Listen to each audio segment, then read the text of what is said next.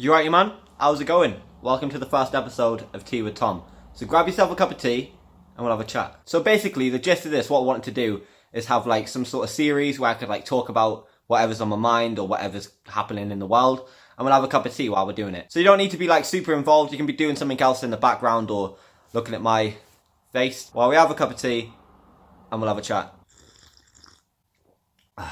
That's still way too hot to drink. So today what I wanted to talk about was how we should be more like kids. Now, I don't mean like shitting yourself and trying to eat batteries. But some of you already know my kids have moved in with me recently, so like spending more time with them is making me like think a bit differently, and just watching them is really interesting. My daughter's 6 and my little lad's 3, and just the way they process things is amazing. Kids in general are amazing, and this is why. First of all, you can accidentally make one.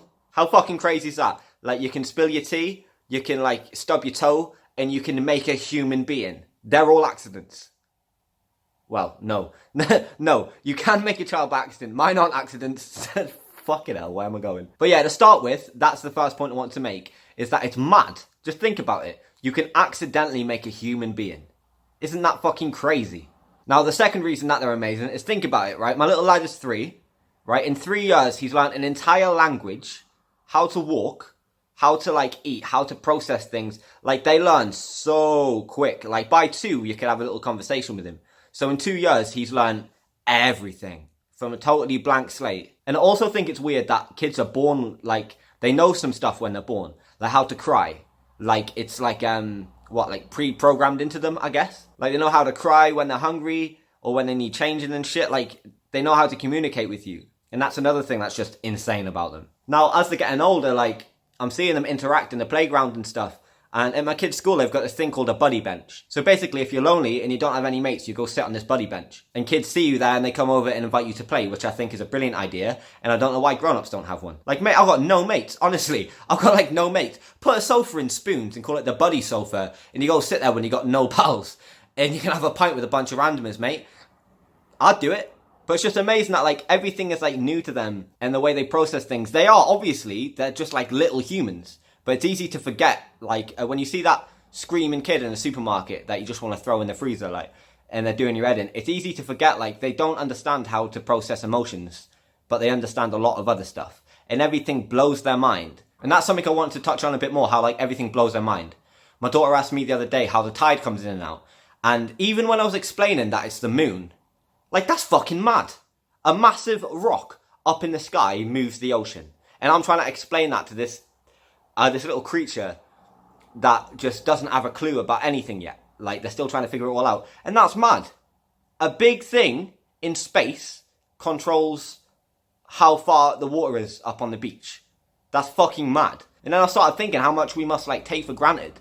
Like, how cool everything is. Caterpillars turn into cocoons and then turn into butterflies. They're like totally fucking, whatever the word is, disintegrate or liquefy, and then they come out a butterfly. That rhymed. But that's insane. And it's just as the kids are like asking me questions and stuff, it's making me think more and more, like, holy fuck, the world is amazing. Proper amazing. Like, can you remember, like, the first time that you went to a zoo and you saw how big an elephant really is? Like, you've seen it on TV, but when you go and see one and you're like, holy shit, man, this thing's, but it wouldn't even fit in my kitchen. Massive. Everything just absolutely blows the kid's mind, and it's fantastic. And I don't know when the point is that we stop getting our mind blown by stuff and start thinking about things that don't matter, and it ends up getting you down. Like, obviously, the world is not a fantastic place. Horrible things happen, but you can't think about all the bad shit all the time. Well, I can't, at least, because it's bad for me. Like, it fucks with my head, and I start getting really down because I can't do anything about it. Like, there's little kids my daughter's age looking after kids my son's age because their parents have died. That's what? I caught my son trying to eat a battery the other day.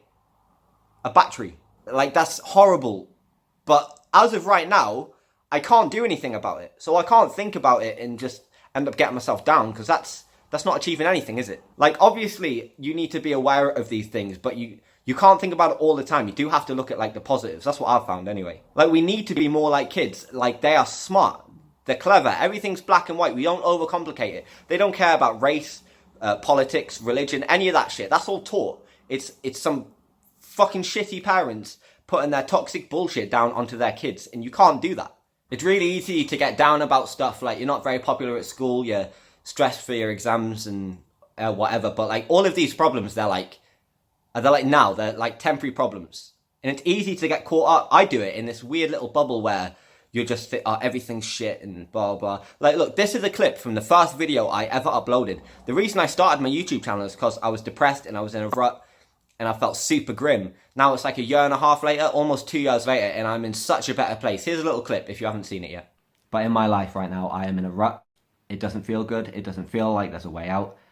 I know it will get better, but right now it doesn't feel like it will. I have been lower. I've seriously considered suicide. I've bought the duct tape and the hose pipe and I put it in the boot of my car.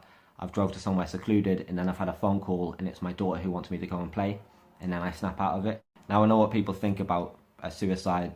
Obviously you're going to destroy your family's lives, your kids are going to grow up without a dad. It's the coward's way out, but at the time you do not care. You're fully aware you're going to hurt people and your family's going to be hurt, and the poor person that finds you is going to be traumatized and your kids are going to be traumatized. But when you're in that situation,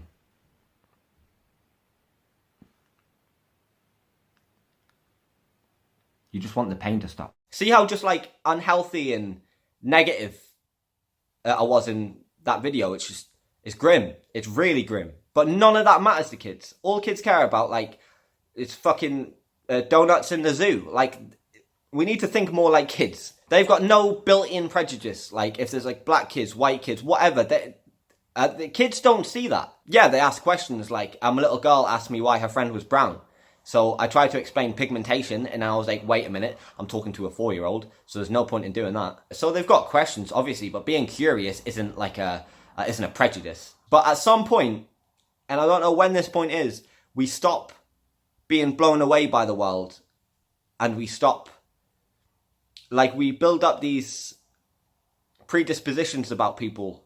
And kids don't have that. We need to be more like them. The way they make friends. My little boy, I dropped him off at school, and while we were waiting outside, there was another little boy. He walked over, right? He said, "You got a Paw Patrol bag?" I like Paw Patrol. And then they held hands and ran off playing, right? Imagine if I went to the pub and I went up to some guy and said, "I've got Levi jeans on." And he's like, "I like Levi jeans. Let's go play pool." It'd be fucking great. Be great. But no, he'd look at me like, all right, like, where's your carer then? So yeah, that's what I wanted to talk about in terms of, like, we need to be more like kids because they've got it figured out. They do it better than we do. They're blown away by everything. They've got questions. They're nicer off the bat. Kids can be horrible little dicks as well, don't get me wrong, but for the most part, they're nicer off the bat. So yeah, it's just something to think about as you're going about your day. Just try and be more like a kid. Again, don't shit yourself or eat batteries, or run in the road, or do any dumb shit that kids do. But just if you catch yourself immediately dismissing something, if you see something and you can't help it, you get like that natural feeling of just like, what the fuck is this all about? Just stop a minute and think like a kid, and take away any of your prejudice and any like predispositions you have about whatever, and then look at it differently and ask yourself, like, why am I immediately dismissing this? It could turn out that you're right and you're right to, but it's just worth a think. That's all I'm saying. Now, I tweeted and asked what else you guys wanted me to talk about, and I'm going to have a look at those tweets. I'm going to have a go. Okay, so we've got Twitter open, and the first one is from our mate Marky, saying, talk about Lewis Bucking faking his Scottish accent in videos. I'm not going to talk about that, but what I am going to talk about is this fucking TikTok. So why do good girls like bad guys? I have this question for a real long time. I've been a bad boy and it's plain to see. So why do good girls fall in love with me? It's a shame, you know. I really like Lewis. He was a nice guy, but he's fucked it now. But Marky's not innocent, is he? No.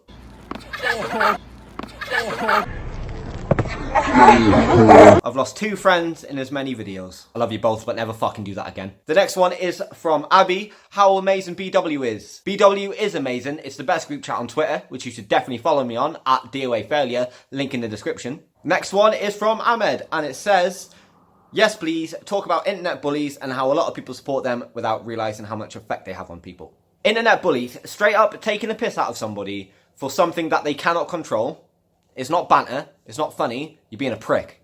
It's different if you're making fun of an action or whatever, but if you're like attacking somebody on like their looks or like say like a stutter or their weird teeth or their meatiness, then you are just being a dick. And it might be funny, subjectively it might be funny, it's not happening to you. If someone else falls down, you laugh, don't you? If you fall down, you don't laugh as much. So it might be subjectively funny, but like obviously the impact it has on that person if they're not able to take it is some serious shit. Like I'm a 25-year-old man. When people take the piss out of me, I don't care. It goes over my head.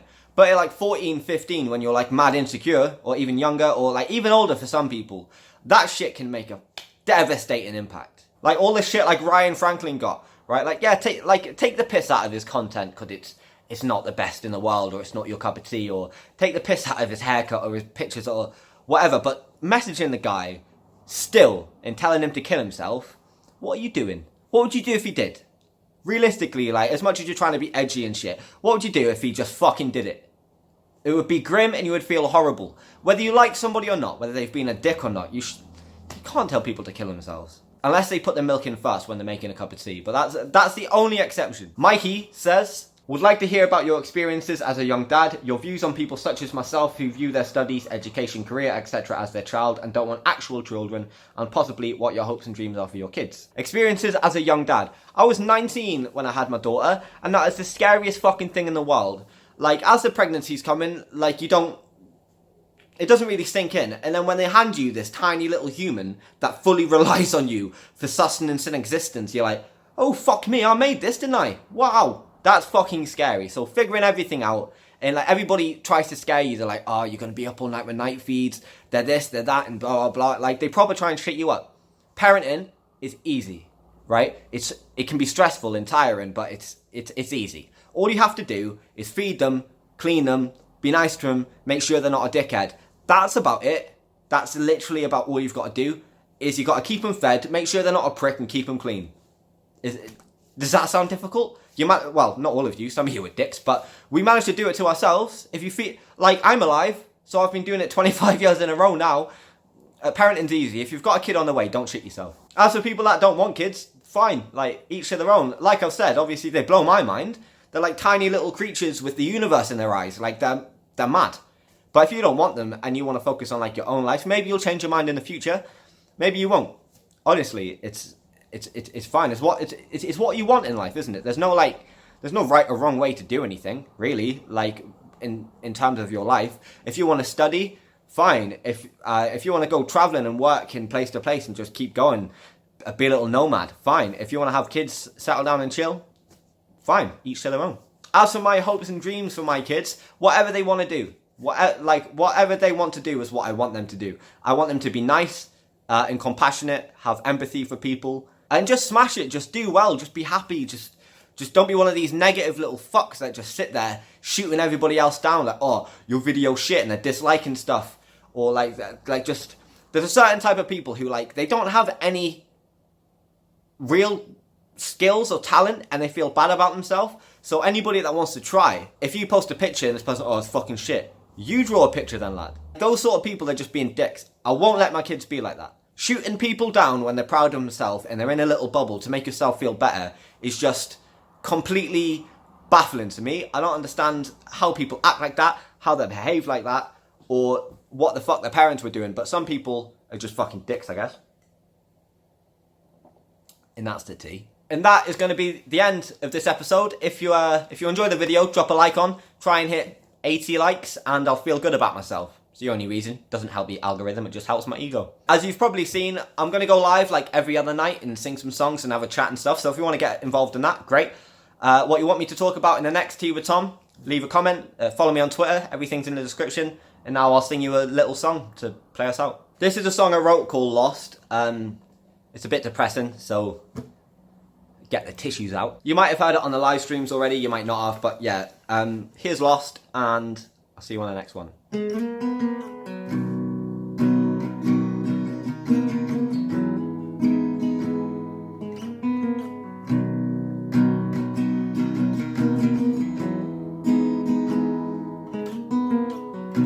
My back's weak. Can you take some weight?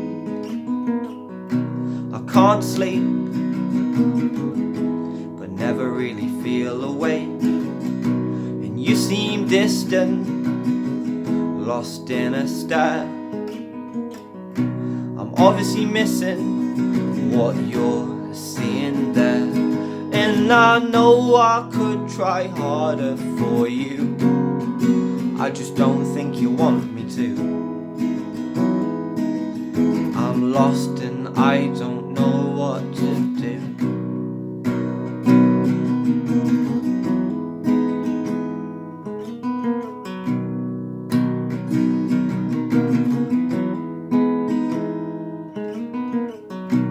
You don't look at me the same way you used to.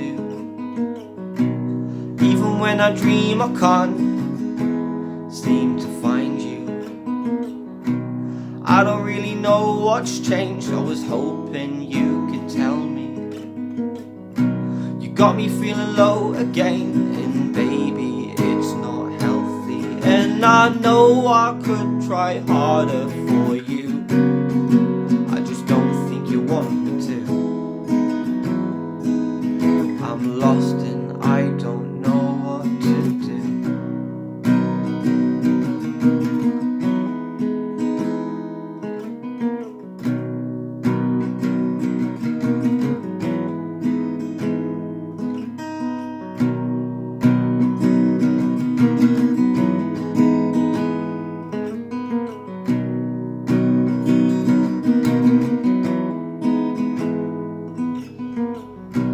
Baby, I'm still in love with my memories of you. And it seems weird cause she's nothing like you. Well, people change and I get it. If we could just go back, fuck it, forget it. I can't think like that cause I'll only regret it. I know you won't come back and you ain't even said it. I know you don't need me to be happy, but I need you. I don't know what you need, but it sure as hell ain't me, and that's the truth.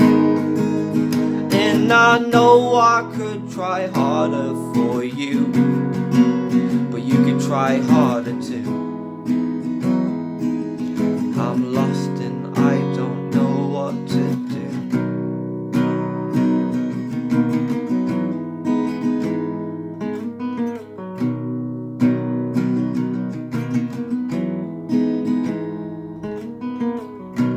Leaving will make you happy, just go. Don't stay cause you feel you have to, just go. And yeah, I'll miss you, but we'll both grow. And if you ever need me, then you know. Yeah, you know I could try harder for you, but only if you want me to. I'm lost, but I will wait for you. Now smash a like and go wash your cup. See you soon, guys.